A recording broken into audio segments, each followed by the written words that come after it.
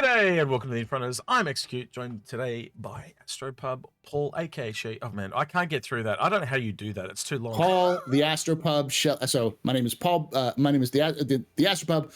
Paul Shelley, Paul Berserker 1, Batman Shelley, your humble host and space bartender at the Astropub, as well as your professor on the Astro Historian, and critique of Smelly Beard Man on the Inforunners. So yeah. Well, I'm glad you stuff it up too. You put oils in your beard? No, it's just naturally red and gray as it grows ridiculously long and hobo. Put some just get some like nice lavender like beard oil. They're really good. Makes you smell good. No, barbecue sauce is good too. Yeah. Flavor saver. Right, let's get it over to the browser. All right, kicking it straight off. This is the Small Manufacturers Day. This is where they kind of put all the loveless manufacturers together. I don't know how to put that, Paul. But well, we were talking about it earlier, but I think Argo is in that is well on its way to having its own day, just because it's everyone loves the orange kings of space, you know. So. Yeah. So the mole, I think this is going to be a little bit of a redheaded stepchild this year with our Strata about to right around the corner. A lot of people will be considering upgrading this to that. I'd have to assume. It's so expensive. This is way too expensive for what it does. $350. It's just. It's because I mean, can you what price do you think the Strata is going to be, or whatever the Rastra is going to be? So it's like if you put it right in the middle of where the two price points are now, it's $475, right? So you'd have to assume it's going to be at least that. Yeah, but it's going to be like twice as valuable as the mole. I can imagine it's being bigger and probably multiple, like more lasers or bigger lasers. Like I can't imagine why you'd want a mole at this point. The most interesting thing is it's actually the first full set of ships that we're going to have. And what I mean by that is, as a profession, we now have so it's going to be really cool to be able to, we can now use this to pinpoint others, you know, like salvage and medical and all those. Oh, I guess medical's fairly filled out as well, actually, now I think about it. But you get my whole point, right? In the game right now, it's not in the best state, but we have had a revitalization of mining recently. It is one of the more, probably the most fleshed out, but I think salvage is rapidly catching it. And I think salvage will probably finish first, especially with knowing what's got to come for the Aristrata and Orion. But again, if you're into industry, me and Algrid, and I don't know, Paul, if you agree on this, but we tend to recommend the bigger ship and earn down. Again, like Paul said, if you're going to go this far deep, you know, now it's double that, but prior to this sale, it was $575, and I got very lucky. I got my Orion, beat this, Paul, for $10 more than this. My original Orion price was $325, and it's now $650. So well, I mean, let's also compare this. Let's compare the mole to another ship that's just nearby. Its price tag. We talked about it yesterday. The Caterpillars, 330. Yep. And it's look like how much more utility the Caterpillar is going to have than the mole, because it so it's really hard to justify that 315. I think if you're a miner, this is good, but it's almost like an earn in game. Yep. You know, or like as we said, buy the bigger one and then just use the loaners, or earn down sort of thing. So another interesting about the mole is it's actually available any day of the week. So buying at this sale, it's freely available all the time.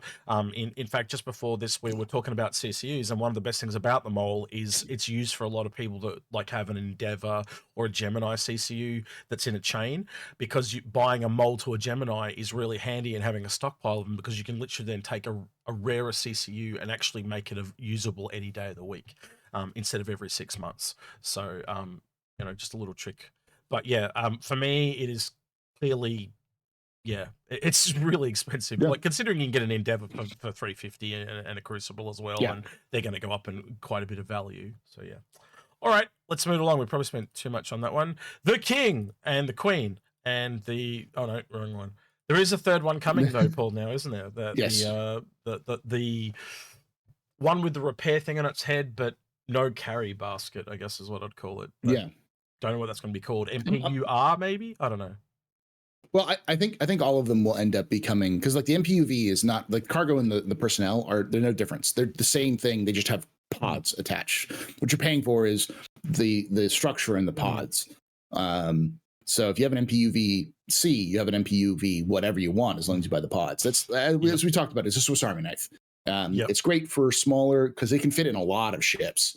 It's small enough to fit in a lot of different ships, especially larger ships. It adds a little bit more utility, and as it goes along, as they add more modules to it, I think it's going to really start to shine in what it does. And it has a gigantic hydrogen like tank to let it go where it needs to go. But as they're changing things around, it is in Squadron as well. That's we've seen it with a military skin on it as well. It's probably the most versatile snub in the entire game, right? And by snub, we mean a ship that does not have a quantum drive. So yeah, but yeah, $35, $40. I can't get behind it again, because for $5 more you get a starter ship. So yeah, it's an however. Go ahead. It's an earned game. However, if you want to purchase $35 to support the game, this is one of the best options to do it, because you're going to get a lot more value down the line from an MPUV than you'll get from anything else. And it's about the same price as a lot of CCUs. I believe if you have an Idris and a Javelin, you also get one. You already have one. Yeah, you already have one. But like if you had like a Kraken or another ship, it may be useful to you because it does have repair functionality as well. So instead of getting a full-blown Crucible, you could get this to stopgap. Yeah. I want to say it can fit in some other ships as well that we already have in game. I can't remember which ones it can fit in, but it can fit in a lot of different ships. For example, it could fit in the back of a Galaxy. It can also fit in a Hercules right now. So I've launched them from the Hercules before, so I know that it works. I haven't tested this, but the Carrack, technically the Pisces is a snub, but I think it's too high. I think you can land. I think you can land this in the Pisces snub. I think it's just a little too wide. I don't know if it would be able to fit on it. So take that with a grain of salt, that last one. Yeah. But yeah, the point being, if you want to support the game as just like, hey, I got $35, I'm going to support the game, this is probably the best way to support the game that'll give you the most value for that support. But it's still not worth it. You can earn it in game for nothing. So the Raft Pool. I see this as kind of like the whole B equivalency, but the whole B is probably the better option right now. Eventually it will get. So you can see it on the back. There's a lot of extra geometry there. We believe this will extend out like a sky crane. And there is a second port. The reason why it's built for two people is one person is driving, the other person is operating the sky crane. But that functionality is not in right now. Right now it is just a cargo ship for, what is it, 32 SCU containers. So there'll be like, 96 SCU of cargo. But it's just, its gameplay's just not in right now. It has value, but the value is not there yet. Its main value is going to be loading and unloading cargo very fast in places that don't have infrastructure to load and unload cargo, because you don't need to have any tractor beams. You don't need to rely on, you have your own tractor beam that you can just move it out, put it away, pull something back in, and you're gone. Like, it's super quiet, fast and quick, and especially in places that are remote and rural. But at the same time, that value just isn't there yet. It doesn't matter right now. So I think the only thing I'd add to that, Paul, is it's specifically designed for the Hull series, so it's even more niche than what you described. But so it can also be used as a shuttle for Hull series to back and forth. So the SRV, it's now currently live. This is released today officially, so it is now jumped up in price. I think it went from $135 to $150 off the top of my head. There is CCU available, I believe, for the old price. I'm going to click on the wrong one here. I know it. There it is there. So it's $5 and it saves you 10. And while we're talking about it, because I missed the mole one, there's also one for the mole, which is what's that? That is costs 5 and saves you 15. So yeah, they're very, very similar. Nothing too exciting there. If SRV was already a part of your chain, it'll probably work. If not, there are a lot of ships in that area, so it may break some chains, so just be careful. As for the mole one, like we said, if you are going up or don't have pre-established chains for an everyday ready vehicle, it may work for you. In my case, it does it because all my ships were at 300, and obviously it takes it to like 390, so yeah, it doesn't work in my case. We'll probably do a buyer's guide on this very soon, maybe even today, Paul, if you're up for it. But yeah, a good little starter repair, essentially. Instead of repairing the ship, you take them to the repair facility, essentially. Yep. I think it's a good I think it's a good value because it's got a lot of different value to what it can do. It's more than just a tug ship. It can be tug for repair, tug for salvage, maybe even tug for mining. We don't know if you could tractor a future tractor, maybe like an asteroid towards things. You can tractor cargo with it. You can tractor vehicles up and down. Like it's got a hell of a versatility for what its price. It's a pretty good price for that sort of thing. You get a lot of gameplay out of it, but it's not a starter. It's not like a daily driver sort of thing. I'd call it a profession starter. It's exactly the same price as the Prospector, and we've got a lot of things that we don't know what this can do yet. So, like, is it a cheap man's Hercules? So, can you just tractor and take a vehicle all the way to the place? Like, is it quicker to do so? So, I think this is going to get a lot of uses in placement and stuff, and even in a war environment, can it pick up a broken tank and pull it out of there really quickly, like way quicker than an actual recovery vehicle, because it is a recovery vehicle. So we'll see down the line. I think its value is yet to be seen. Right, that's it for Argo. Moving on to Consolidated Outland. The hover quad, garbage. Yeah, this got a bad rep. This one, a lot of bad taste in a lot of people's mouth for how it was released. So as Paul said, no. Go ahead. No, you go ahead. I'm done. I was gonna say the problem is it's a vehicle. It's the worst, the worst of the hover vehicles, and it flies terrible. Like, why buy this when you right now flies terribly? Why buy this? It has no guns. It's only a single seater, I believe. Its only advantage is it's kind of small, but like, why? Like, you could for about the same price, maybe a little bit more expensive. Like, I think $5 more, you can get a Ranger, which has the same advantages that the hover quad does. Only it's a ground vehicle, and it's cooler. Like it's cooler. Yeah, like. Buy this in game if you want it, but it's a ground vehicle, so it already has that problem, and it's also the worst of all the ground vehicles. So, and that's mainly because you know how I was saying about the Dragonfly being versatile and having the cargo, the extra people, the guns and stuff like that. This is just cargo. So, but again, no guns, and it just at the moment it can it carry cargo? Yeah, it's got. I thought it was just a Persian carrier. It's got a bigger storage box than any others, but it's storage, not cargo. You're right. I should clarify that. So it just makes it one of the worst bikes in the game, unfortunately. Right, the Mustang series. I think we can chuck all four of them together. So, what are the different variants there, Paul? Just so we can tell people. Alpha, Beta, Delta, and Gamma. The Alpha is the starter. The Beta is the Explorer. The Delta is the combat variant, probably the best the Mustang in my opinion, and the Gamma is the racing variant. Yep, and the one in the background there, that red one, is actually the Amiga. That's a very rare one, but it essentially is the Gamma, just with a skin. But you can't get it. It's the Gamma with the skin. It has a better intake, so it has a little bit better actually they got fuel boost. They got rid of that. They got rid of the extra booster. It really sucked. So obviously, if you can get it in a starter pack, the Mustang is probably the best option from what do you call it, a price perspective. But personally, for me, like Paul said, this is the coolest version. But for the price, you are better off to go into other ships. It's just too expensive for what it is. The Beta is the only one that's got internals. This is the one with a bed and a kitchen and a little thing like that at the back. Or it has to give up its cargo to do so, though. So this has a default cargo grid. This has dumbfire missiles, so they're not like traditional missiles. So that's its stick. Rocket pods. And the Racer is extremely fast, but again, at the price that you're paying, you're better off to move into other ships. It's unfortunately just how a lot of variants work now. Snubs, there's snub fighters that are faster than it, that are cheaper. So so just in general. I would suggest no one touch the Mustangs by any game that cheap their starters. Absolutely. The Delta is the only one that's valuable, but it's not valuable for its price. It does have some stealth stuff to it, but again, in game you can earn them all in game. So why bother buying them? So I think it's the exact same thing for this one, to be honest with you. Great, fantastic ship, terrible value. You know, Argo will go on about how they included extra alpha UEC.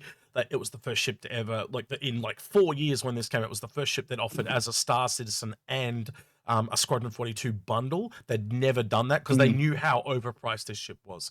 It is technically an advanced starter, but again, it's just in this weird niche where there are other ships that cost less that do more cargo and other ships that do things better. And at that price, you at the time, you're only $20 off a Cutlass. Now it's $30. So that gap is widening. I don't know, Paul, great ship, but overpriced, or am I? It has a lot of value. It has a lot of value in game. because that flatbed means a lot, so you can pull stuff on and on really rapidly. Yep. It has its own tractor beam on it, which is great for those things. It can fit like a Cyclone in the back. It is a fantastic utility vehicle. The problem is that it's for $80. There's a lot of other ships you can get that are like not that far off, like Cutlass, which we talked about before. I think it's starting to become better as the Cutlass is becoming more expensive. But as the Cutlass becomes more expensive, the Nomad will also start to become more expensive. This is going to end up being about $100, I think, when the game finally launches, whenever that is, between now and the heat death of the universe, as I usually say. We've also got other ships coming in, like the Saulian. So, like the reason why the Cutlass is, you'll have other ships coming in. Like as Paul said, like other content creators will say, "Buy this; it's really good." It is really good, but it's terrible value. So that's why we're saying don't buy this, buy it in game. It's only just over $1 million in game. Like if you know much about the game, that is easily a cheap, easy one to earn, right? And if you've got something above this, you don't need this. You can earn it. It's an earning game. It's just not because it's terrible. It's in a weird position. Yeah. If you only have $100, because I think the package is like for this is like $100. If you only have like $90 or $100, I have to look up the actual price. Then that's fine. It's great for that value. But when you're like, oh yeah, but you could spend another $30 and get, a Cutlass Black, it's like, do you have $30 lying around? Then get the Cutlass Black package if you're doing that already. So with the Saulian, it's in that weird position. With the Saulian out at the moment for exactly the same price, and it comes with the game, and it comes with LTI, it's very hard for people to swallow for this one. All right. So to clarify as well, we don't say we're not saying we hate this thing. It's just not very valuable. That's it. Because people always think we hate it. We don't hate it. We're just trying to separate it, because like most content creators cannot separate value from good, and that's what we're trying to get across to you. Great ship, terrible price. That's it. All right, the Pioneer. These are all sold out. Can't buy any. Tough shit.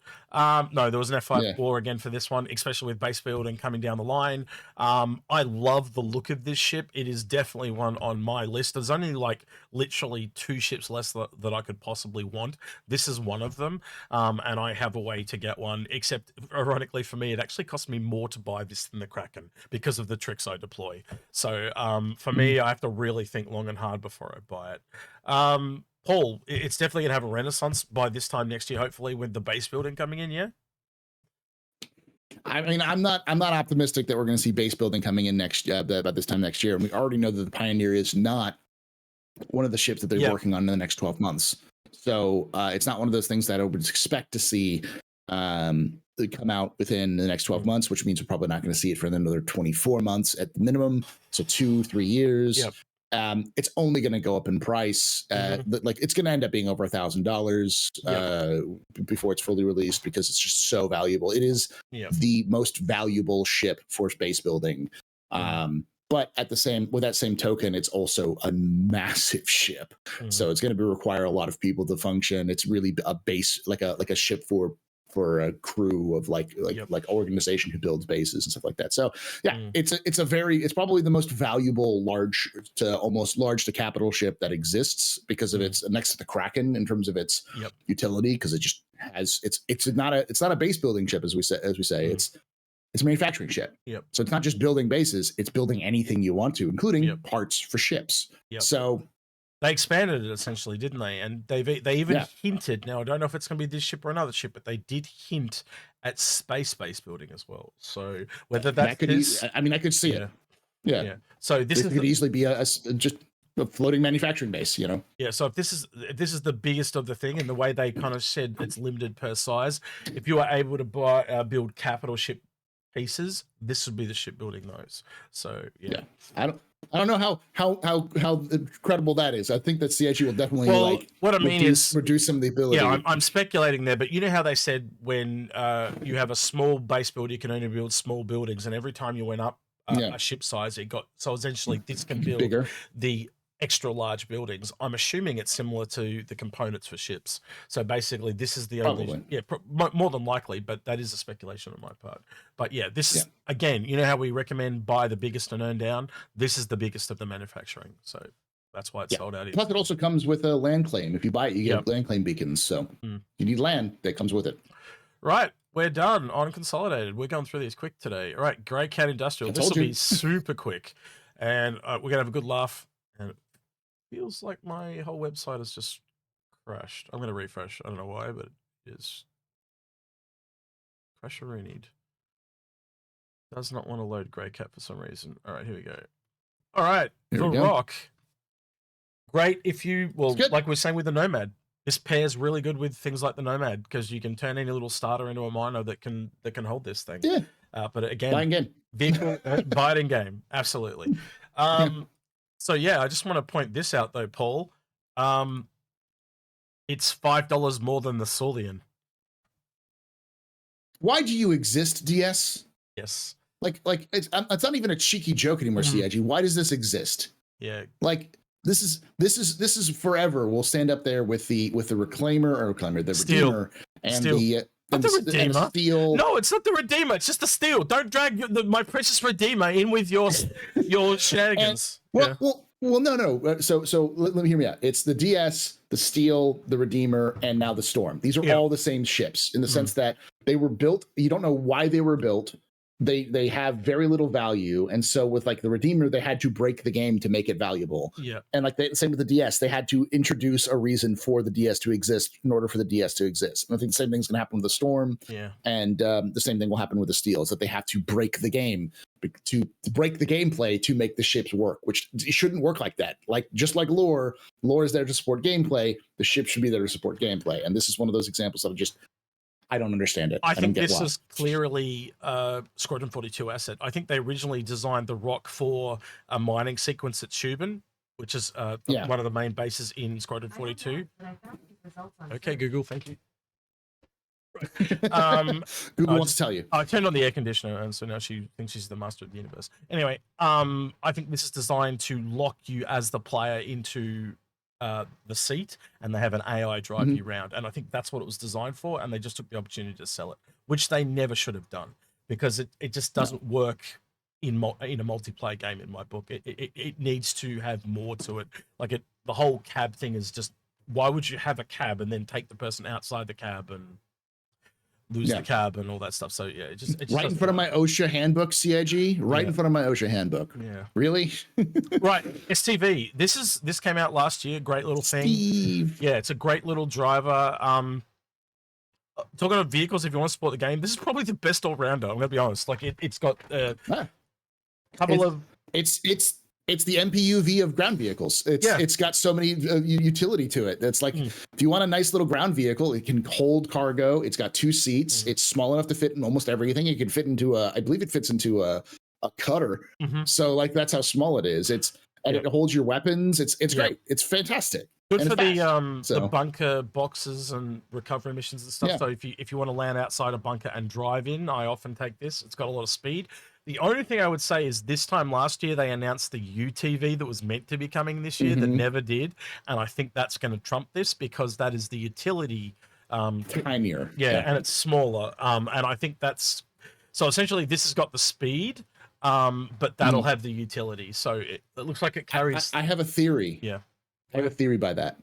So in the military, in the U.S. military, and I think this happens with other militaries as well, they have UTVs. Like they exist in reality. We've all seen them, but like they use the UTVs for deployment and for scouting sometimes. So I think the UTV is a squadron asset. Yep. So they built the UTV as a squadron asset for just like we're scouting recon thing, or as part of like a sub scenes because they thought it was cool. And they built this STV as like an upgraded version of it for like maybe for squadron, maybe for something else. And the reason why we're not going to see the UTV, we haven't seen the UTV, is because it's a squadron asset and it's going to be released when Squadron comes out. Possibly. So similar to some of the other ones. So yeah, possibly. All right, that's that one done. On the last one, Krueger, the last little one. This will just be the Archimedes. The simplest, easiest. These were really good LTI tokens back in the day. They're not much chop now. Yeah. Buy a Connie and you get one for free. If you're buying one of these, you've kind of got rocks in your head because they're snubs. They go nowhere. You need a mothership. The only thing I would say is if you own a Connie, you may want to purchase a Archimedes. Yep. That's the only thing, because you can think of the Archimedes as an upgrade to your Connie, because the P-52 Merlin's main problem is that it's got a ballistic main cannon, and it runs out of ammo in like 2 squeezes. So, but the Archimedes is 4 size 1 guns, so you can use like energy weapons and stay in the fight longer. It's also a little faster than the Merlin. That's what I was going to add. That's the one other one I could add, is it's probably the cheapest race ship in the entire game. That the Archimedes is really good at racing, and I actually have an Emerald one of that just for that reason. But yeah, the Emerald one only comes around like once a year, but yeah. So basically what I say is I recommend this for any Connie owners that don't have a Phoenix as an upgrade. That's it. Right. So if you want an actual usable ship. We actually have some skins, and it's not because they've got skins for sale, but because the Argo SRV came out, there actually are 3 skins today. So there's the black one, the white one, and the blue one. I personally prefer the black one. They all look good. Yeah, they all do I like look the black good. one too. These two are very similar to the ones for the mole when that came out. They had the rare versions of the skins. So yeah. With that, then, Paul, that is it. That is the Small Manufacturers Day. Short. Done and dusted. We've got Mirai and Misk, I believe, tomorrow. Other than that, is there anything you'd like to hear from people below in the comments, Paul? I'd like to hear where you think any of these manufacturers are going to go. Do you think Consolidated Outland might actually pull out and give some new content? Because it's one of the things, we haven't seen a lot of CNOU ships in a while. Yep.